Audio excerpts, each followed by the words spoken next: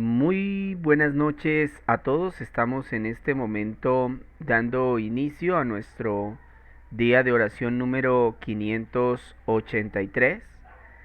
Es una gran bendición de parte de nuestro Señor, de nuestro gran Dios, que nos permite reunirnos en torno a este maravilloso grupo de oración. Damos la bienvenida a cada persona que se acerca al grupo. Vamos a dar un espacio de tiempo para que aquellas personitas que no han visto el anuncio lo puedan ver y puedan ingresar y hacer parte de él. Recordemos mientras tanto nuestros horarios para las personas que nos escuchan desde Facebook, desde YouTube.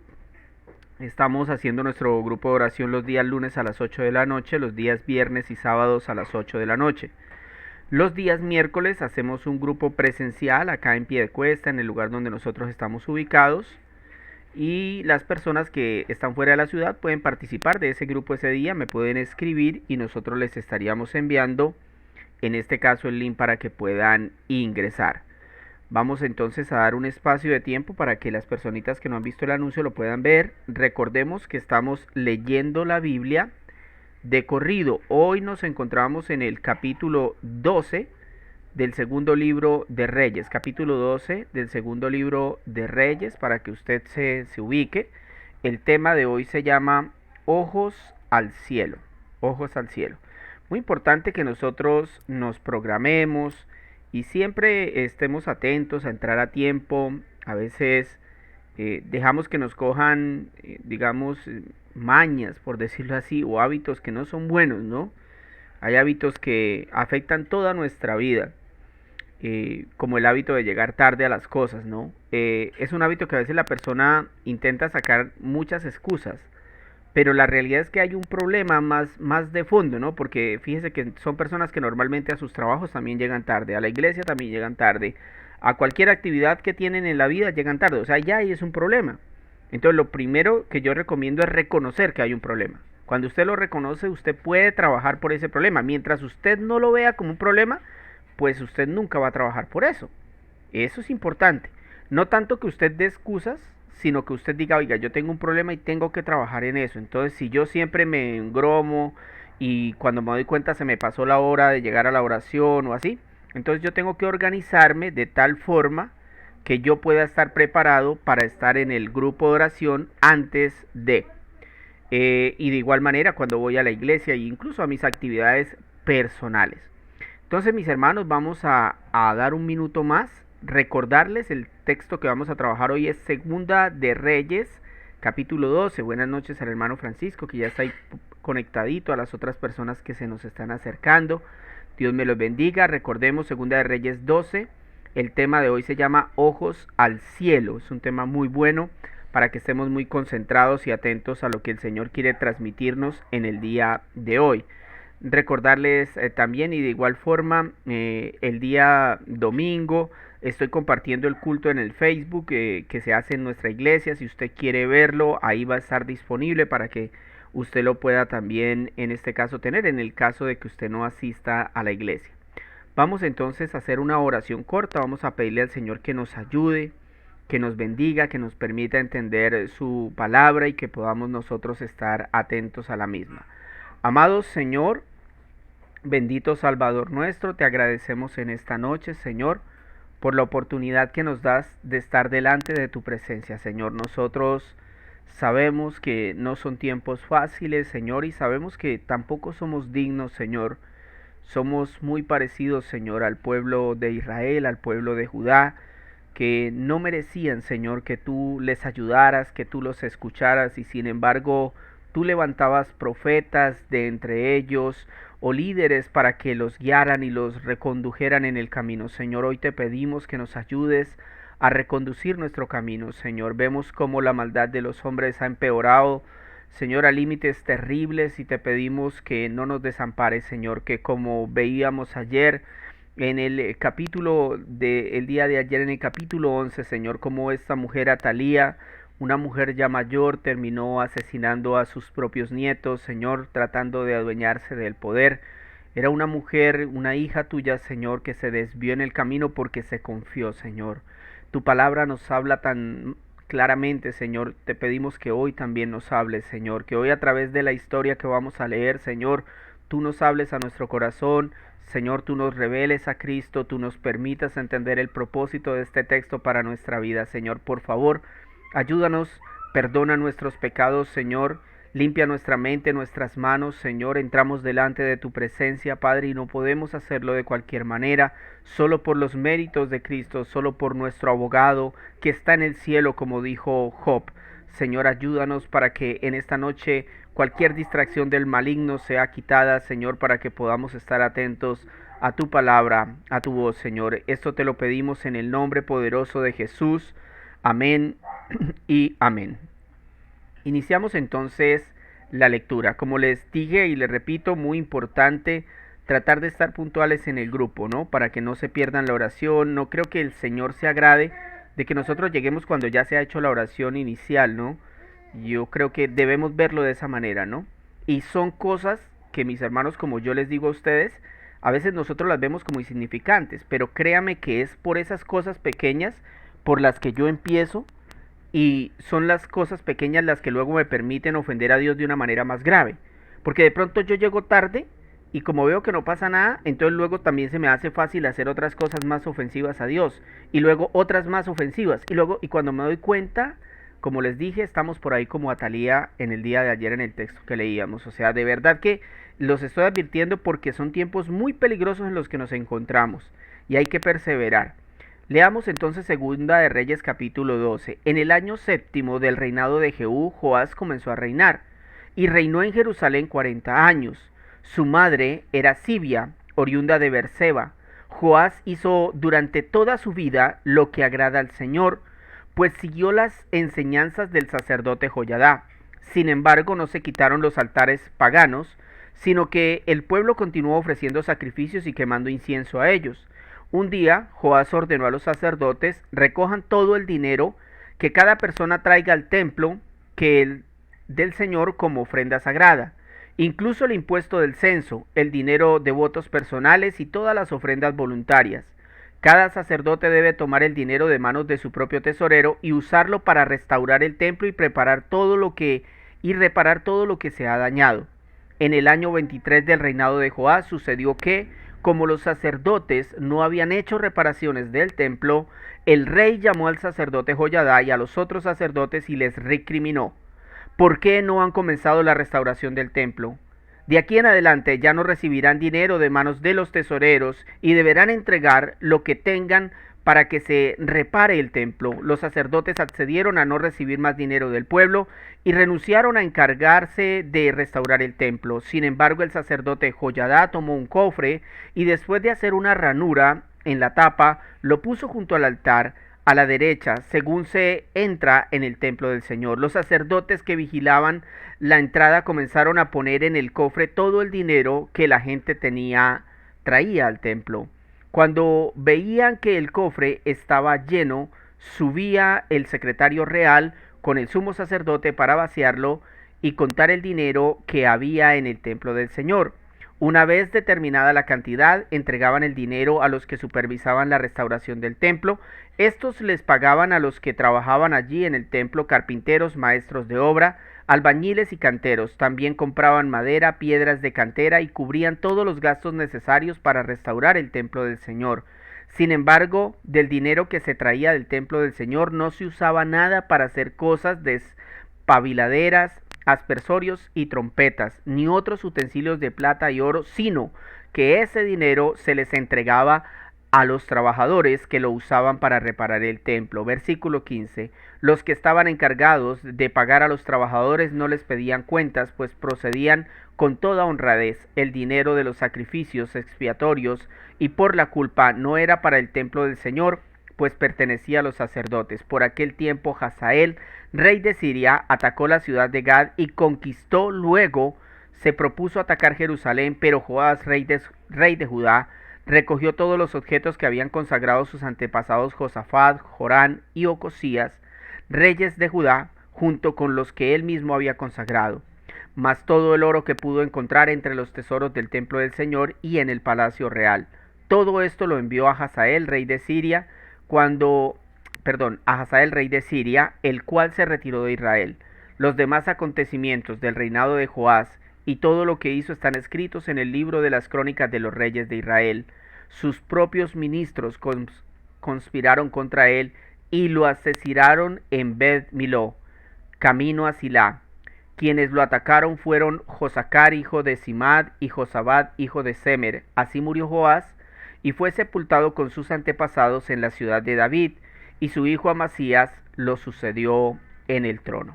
Muy bien, mis hermanos, hemos finalizado la lectura de este capítulo 12 del segundo libro de Reyes. ¿Qué encontramos acá? Bueno, pónganme mucha atención. Encontramos a dos reyes. Es la primera vez que encontramos al rey de Israel y al rey de Judá que están haciendo la voluntad de Dios. Fíjese cómo a veces leemos y ni siquiera nos damos cuenta. Porque recordemos que hasta ayer Jehú se había encargado de destruir toda la dinastía, en este caso del rey Acaz, ¿no? Y a su esposa, a sus hijos, eso mató a todo el mundo, destruyó los altares paganos, mejor dicho. Hizo todo lo que tenía que hacer en Israel. Pues ahora incluso a Ocosías, que era el rey de Judá, pues ahora se levanta Joás. Entonces Jehú era rey en Israel y Joás en Judá. Estos dos reyes es por primera vez, mientras hay una división en el pueblo de Israel, que recordemos se dividía entre las 10 tribus, que eran en este caso Israel, y las otras dos, que eran Benjamín y Judá, que esa era la tribu de Judá como tal. Bueno, esas dos tribus en este momento están haciendo lo que digamos es la voluntad de Dios. Aún así, estos dos reyes no pudieron acabar con la idolatría en Israel y tampoco en Judá. Esto sucede y es un ejemplo de por qué nosotros no podemos obligar a las personas a hacer algo que no quieren. Porque yo podría obligar a la gente a hacer algo, yo puedo hacerlo, de alguna manera, pero si a esa persona en su corazón el Señor no le ha cambiado sus pensamientos, sus ideas, sus deseos, entonces yo no estoy haciendo nada. Porque tan pronto yo me muera, esa persona va a seguir haciendo lo que hacía antes de que yo estuviera ahí puyándole o diciéndole o ayudándole. Y eso es muy importante tenerlo en cuenta, porque precisamente eso era lo que pasaba con Israel. Aunque Jehú, Joás destruyeron la adoración pagana, los israelitas de alguna manera y los judíos de alguna manera, el pueblo, seguían haciendo sus rituales paganos. Tal vez en sus casas, tal vez iban a otros lugares, ofrecían sacrificios a esos dioses, pero lo que sabemos es que Dios, a través del Espíritu Santo que inspiró este texto, escribe el cronista que el pueblo igualmente seguía ofreciendo la idolatría, aunque no tenían un lugar para hacerlo. También vemos que Joás se esforzó por reparar el templo. Para ello recogió ofrendas y sin embargo vemos también, por ejemplo, algo interesante. No obtuvo el apoyo de los sacerdotes. No sé si se fijaron en la lectura, pero cuando él mandó recoger las ofrendas para reparar el templo, los sacerdotes lo rechazaron. Y él tuvo que obligarlos prácticamente. Y esta fue razón seguramente por la que lo asesinaron después. Dice que sus ministros lo asesinaron. Este fue Joás, un buen rey en Judá, pero fue asesinado por sus ministros por hacer lo bueno. Creo que el texto intenta prepararnos para los escenarios que podemos vivir en estos días. Y esto es una realidad, mis hermanos. La persecución para los cristianos se está acrecentando cada día más. Y nosotros debemos prepararnos para esos días. Debemos prepararnos para trabajar para el reino de Dios. Pero debemos recordar que una vez estemos trabajando para el reino de Dios, vamos a recibir rechazo, traiciones y aún la muerte, como le pasó a Joás. Por eso en el tema de hoy, ojos al cielo, veremos lo que puede pasar cuando determinamos trabajar para el reino de Dios. ¿Qué podría pasar si nosotros determinamos trabajar para el pueblo de Dios? Mire, hay cosas que uno en la vida cristiana no puede decidir, ¿cierto? Es Dios el que nos llama, es Dios el que nos salva, pero una vez nosotros hacemos parte del pueblo de Dios, ahí podemos tomar decisiones como por ejemplo servir mejor que otros o servir más que otros, ¿cierto? Entonces el Señor, cuando una persona sirve, se agrada de esa persona. ¿Dónde lo vemos? Miremos lo que dice el versículo 2 al 5. Vamos a publicarlo ahí para que lo puedan ustedes leer. El Señor se agrada cuando nosotros trabajamos para su reino. Versículo 2 al 5. Joás hizo durante toda su vida lo que agrada al Señor. O sea que el Señor estaba agradado de la vida de Joás. ¿Por qué? Pues siguió las enseñanzas del sacerdote Joiada. Sin embargo, no se quitaron los altares paganos, sino que el pueblo continuó ofreciendo sacrificios y quemando incienso con ellos. Les repito, ya no había dónde hacerlo, pero ellos lo seguían haciendo. Ellos pensaban que Dios no los estaba viendo, pero según este texto, Dios los estaba viendo. Versículo 4. Un día Joás ordenó a los sacerdotes: recojan todo el dinero que cada persona traiga al templo del Señor como ofrenda sagrada, incluso el impuesto de ascenso, el dinero de votos personales y todas las ofrendas voluntarias. Cada sacerdote debe tomar el dinero de manos de su propio tesorero y usarlo para restaurar el templo y reparar todo lo que esté dañado. Este punto debería ser la fuente que nos mueve para ser útiles y agradar a Dios. Porque si revisamos el versículo 2, ¿cierto? Nos vamos a dar cuenta entonces que Joás agradó al Señor. Pero si vamos al versículo 5, notamos que el Espíritu Santo, que es el que inspira el texto para que el cronista o el escritor lo traslade a las letras, él registró qué fue lo que le agradó al Señor. O sea, porque una cosa es que el Señor diga, me agrada lo que usted hace. Bueno, vamos a ver qué fue lo que hizo. Básicamente lo que le agradó al Señor es que Joás vio el templo de Dios que estaba afectado y que necesitaba reparaciones. Entonces, él vio eso y él dijo, hay que arreglarlo. Asimismo, nosotros como cristianos somos llamados a ayudar en esas áreas donde el cristianismo está más débil. Escúcheme bien. O sea, usted debe analizar dentro de su iglesia qué áreas están débiles. Por ejemplo, una de las áreas más débiles de la iglesia en general hoy es la de compartir el evangelio. Es una de las áreas más deterioradas de la iglesia. En parte porque los recursos de gran parte de las iglesias son mal utilizados. En otras son robados. En otras son despilfarrados. Además, las ovejas están mal preparadas. O sea, usted va a cualquier iglesia, usted puede ir y hablar con un hermano y preguntarle, hermano, ¿qué es expiación? Y el hermano no sabe qué responderle. ¿Qué es redención, hermano? Y el hermano no sabe. ¿Qué es la fe? No saben. Están mal preparados. ¿Cómo van a servir al reino de Dios? Otra de las cosas es que en la mayoría de las iglesias no se tiene como fundamento el formar misioneros locales, cuando es una obligación de cada iglesia. Y lo digo porque el libro de los Hechos lo muestra así. Las ofrendas que se recogían en el libro de los Hechos eran para apoyar a Pablo. ¿Y quién era Pablo? Un misionero. Un apóstol misionero que iba a fundar iglesias en lugares donde no habían. Él recibía las ayudas.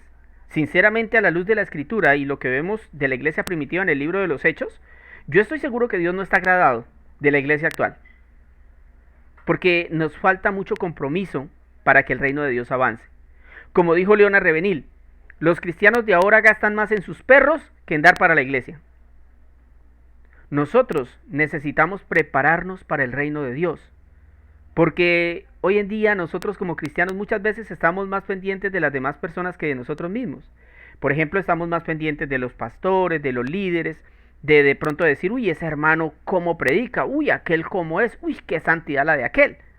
Pareciera que nosotros creemos que lo importante son los otros, que agraden a Cristo, pero no nosotros. Como si alguien se fuera a presentar por nosotros. O sea, no. El día que usted se presente ante Cristo, el Señor le va a pedir cuentas de lo que usted hizo en cada día de su vida. Él le va a decir, o bueno, yo le di tiempo de descanso, le di trabajo, ¿cierto? Le di tiempo para que usted pudiera hacer algo para mí. ¿Qué hizo con ese tiempo? Y Él va a ver los lugares que usted visitaba en lugar de servirle. Y Él va a ver las cosas que usted hacía en lugar de servirle. Él va a ver cuando usted dormía más de lo que tenía que dormir. Pero si usted quiere ser como Joás, que durante toda su vida hizo lo que agrada al Señor, pues debemos tomar esas decisiones de empezar a agradar a Dios con lo que damos y en la forma como servimos. Y orar para que en la iglesia haya una mejor administración de los recursos.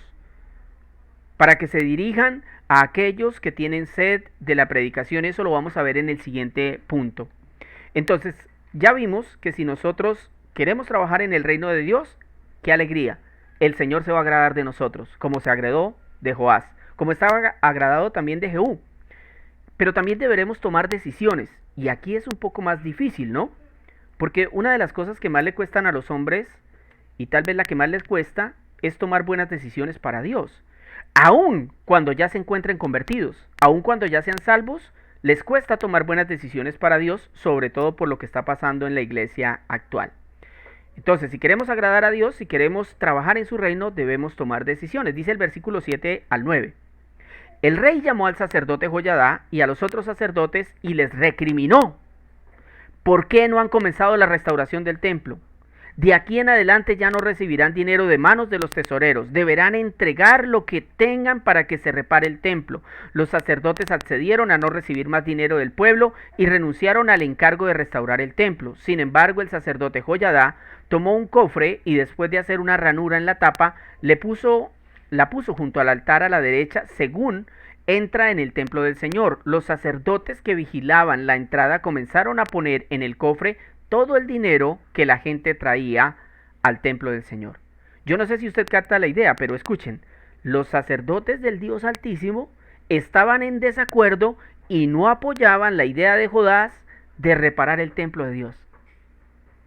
O sea, esto cuando yo lo leí, yo dije, Dios mío, o sea, esto es muy parecido a lo que pasa actualmente. El rey Joás tuvo que prácticamente obligarlos a que le entregaran el dinero. A veces cuando yo leo estas cosas y las entiendo, entonces, por ejemplo, yo voy a las palabras del rey Salomón, ¿no? En Eclesiastés 1:9 él dice, lo que ya aconteció, volverá a acontecer. Lo que ya se ha hecho, se volverá a hacer. Y no hay nada nuevo bajo el sol. ¿Escucha las palabras de Salomón? Lo que ya aconteció, volverá a suceder, o volverá a acontecer. Lo que ya se ha hecho, se volverá a hacer. Y no hay nada nuevo bajo el sol. En efecto, lo que estaba pasando en tiempos de Joás, es decir, que los sacerdotes por alguna razón se estaban guardando el dinero y no querían invertirlo para la reparación del templo, es algo que está pasando hoy en día. Gran parte de las iglesias hoy son lideradas por personajes que utilizan los recursos del Señor para lo que ellos creen que está bien. Porque aquí hay casos extremos, obviamente, de algunos que son ladrones desaforados, que digamos, utilizan el dinero del Señor para mostrar sus lujos, para enriquecerse, para hacer cosas totalmente indebidas. Pero hay otros que lo camuflan de una forma distinta. Es decir, hacen ver que lo que están haciendo sí es bueno, pero es que Dios no nos mandó a hacer eso. O sea, Dios nos da una orden acerca de cómo se deben manejar las finanzas dentro de la iglesia. Entonces no se trata de que usted sepa manejarlas, sino de que usted lo haga bíblicamente. Y es por eso que debemos orar para que se levanten hombres como Joás, que tengan la autoridad de denunciar lo que está pasando y que puedan tomar decisiones. Porque la iglesia del Señor se está cayendo a pedazos por la falta de apoyo económico y educación a aquellos que tienen sed de predicar el Evangelio. Esa es una de las principales fallas que yo veo hoy en la iglesia. Muchas personas dentro de las iglesias tienen sed, estudian el Evangelio por su cuenta, se preparan, les encanta dar la palabra, pero no tienen un apoyo. En cambio, en la iglesia usted sí puede ver que, por ejemplo, apoyan otro tipo de ministerios con mucha fuerza y económicamente, que no son ministerios a veces ni siquiera bíblicos. Aún así, yo les tengo noticias. Dios no depende de los hombres. Y así como ayudó a Joás, también ayudará a todo aquel que, habiendo nacido de nuevo, tome la decisión de servirle a Cristo.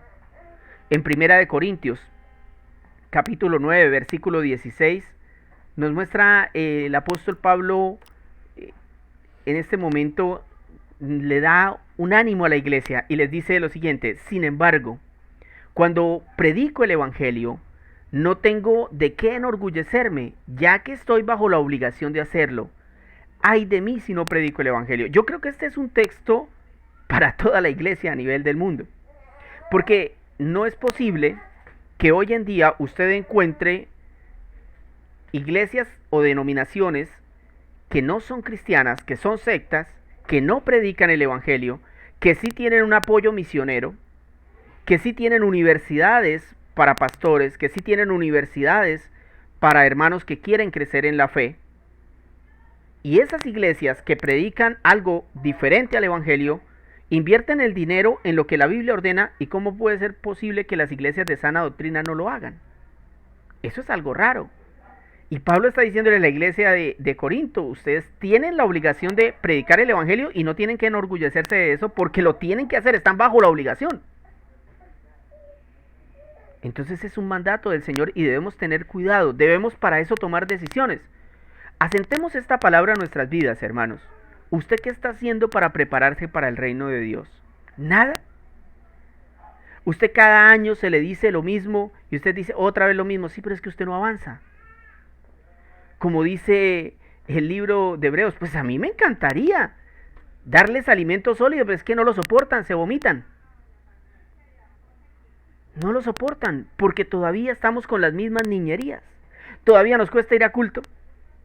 Todavía nos cuesta llegar temprano a un grupo de oración. O sea, eso muestra que no tenemos el amor que se requiere para poder servirle al Señor. Hemos visto que al trabajar en el reino de Dios, el Señor se agradará de nosotros.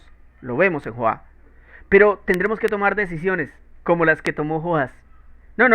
Ustedes no me siguen cogiendo el dinero para lo que se les dé la gana. Me alcanzan todo el dinero, yo mando reparar el templo. Tuvo que tomar decisiones. Número 3. Prepárese para la traición. Y esto también es importante tenerlo en cuenta. Prepárese para la traición. Es decir, Jesús nos advirtió muchas veces que cuando nosotros estuviésemos trabajando para su reino, nos iban a perseguir. Íbamos a sufrir. Y aquí vamos a ver lo que sucede. Estamos en el contexto de que Joás ha hecho la voluntad de Dios, eso lo dice el mismo Señor. Lo vemos porque él quiso reparar el templo, se enfrentó a los ministros y sacerdotes judíos de aquel tiempo para que no malutilizaran el dinero, sino que lo hicieran para el templo del Señor. Pero mire lo que dice el versículo 20 y 21. Escuche bien. Sus propios ministros conspiraron contra él y lo asesinaron en Bet-Miló, camino a Silá. Quienes lo atacaron fueron Josacar, hijo de Simad, y Josabad, hijo de Semer. Así murió Joás, y fue sepultado con sus antepasados en la ciudad de David, y su hijo Amasías lo sucedió en el trono. Qué cosa tan impresionante, mis hermanos. Dice R.C. Sproul, si predicas el evangelio correctamente, tendrás más o menos la misma reacción que tuvo Cristo cuando predicaba. Gente queriendo matarlo. La verdad, yo no me esperaba este final de Joás, porque fue un buen rey. Es de esos textos donde uno humanamente se pregunta, Señor, ¿qué pasó acá? Sin embargo, cuando ya tenemos un conocimiento más profundo de Dios, entendemos que Dios es soberano y que nosotros no debemos pedirle respuestas. Cada cosa que Dios hace tiene un propósito eterno que muchas veces nosotros no lo vamos a entender. Este punto es una muestra de que aun cuando le sirvamos a Cristo y seamos cristianos ejemplares, el Señor puede soberanamente permitir el sufrimiento. Esto definitivamente derrumba la creencia que se metió en gran parte de la iglesia de que no sufriremos, de que no nos van a traicionar, de que a nosotros nada nos pasará, los princesos del Señor. No, mis hermanos, este punto me llevó a mí a pensar en Cristo, porque cuando uno estudia su vida y ve las multitudes siguiéndole por los milagros, por el poder, por la palabra que él predicaba, pero luego uno ve que cuando llega el día en que Judas, el pueblo y aún parte de sus discípulos lo traicionan, porque no se olviden que Cristo se quedó solo en la cruz, mis hermanos. Así como traicionaron a Joás, así como Joás fue asesinado, también Cristo fue asesinado y abandonado. Pero hay una diferencia. Cristo estaba preparado para la traición.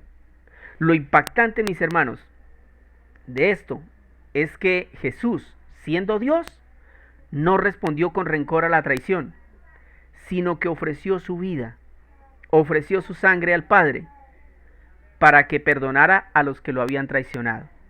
¡Wow! Eso es impresionante. Nosotros debemos prepararnos como se preparó Esteban. Algunos no saben de qué les hablo en el libro de los Hechos. El diácono Esteban miró al cielo mientras lo apedreaban y dijo, Señor, no les tomes en cuenta estos pecados. Lo estaban matando a piedra.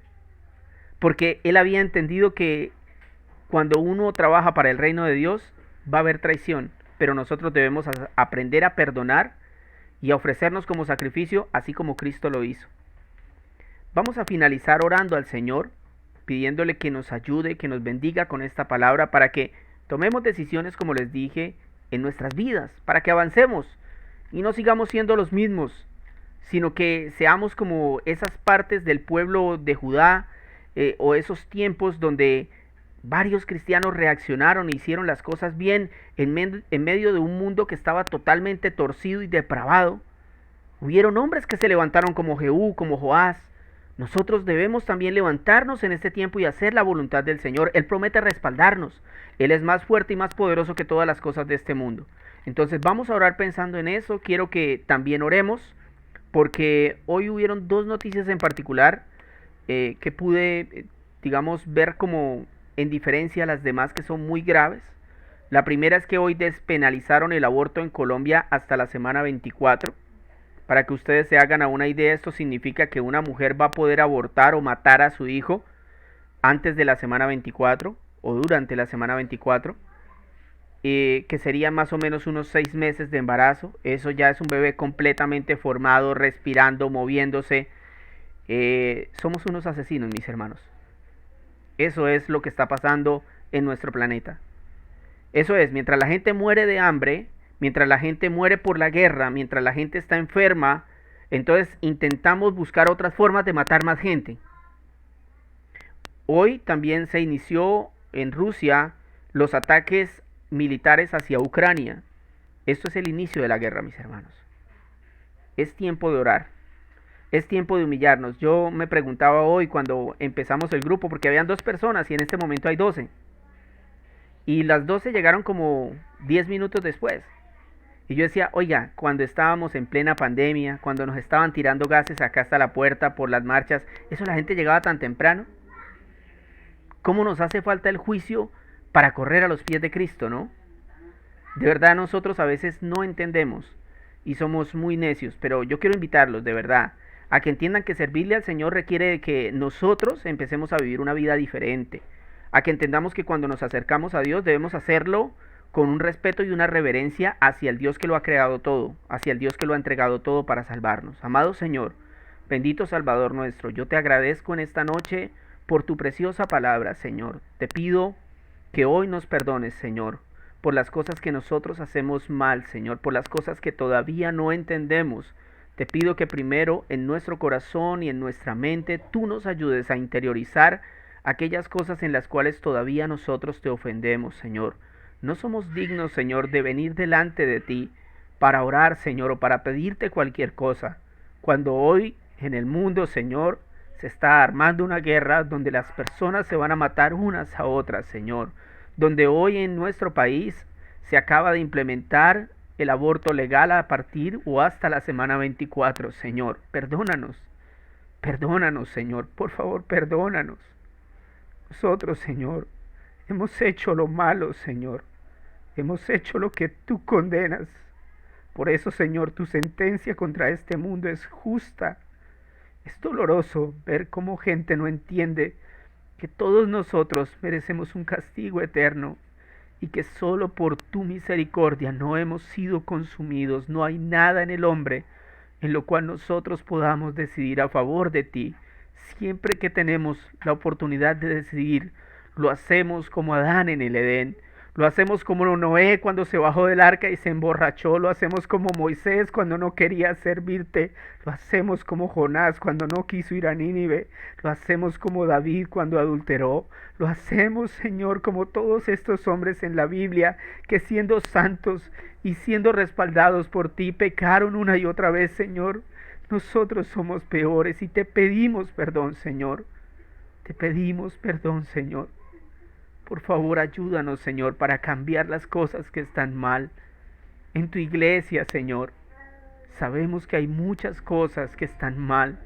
Ayúdanos a verlas y a trabajar por ellas, no a chismear, no a criticar, no a juzgar, a trabajar, a dar para tu iglesia, Señor.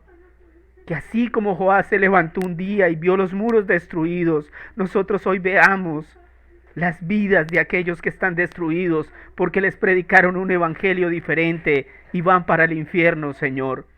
Que nosotros nos levantemos todos los días pensando en qué puedo hacer, Señor, para tu reino. Que nuestras oraciones no sean siempre cuídame, sálvame, sáname, sino que nuestras oraciones sean, Señor, ¿qué puedo hacer por ti hoy? ¿Qué puedo hacer, Señor? Ayúdame a entender tu palabra para llevarla a otros, Señor.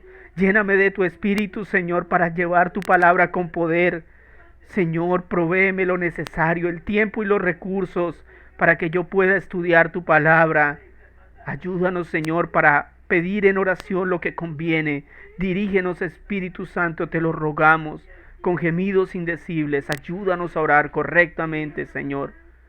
Permite que nosotros seamos como estos hombres, Joás, Jehú, que hicieron tu voluntad, Señor, que a pesar de que nadie la quería hacer, Señor, de que todos estaban enfermos, depravados y perdidos en sus pecados, Señor, tú permitiste que dos hombres se levantaran y por lo menos por un tiempo dieran un refrigerio al pueblo, dieran un espacio de paz para contigo, Señor.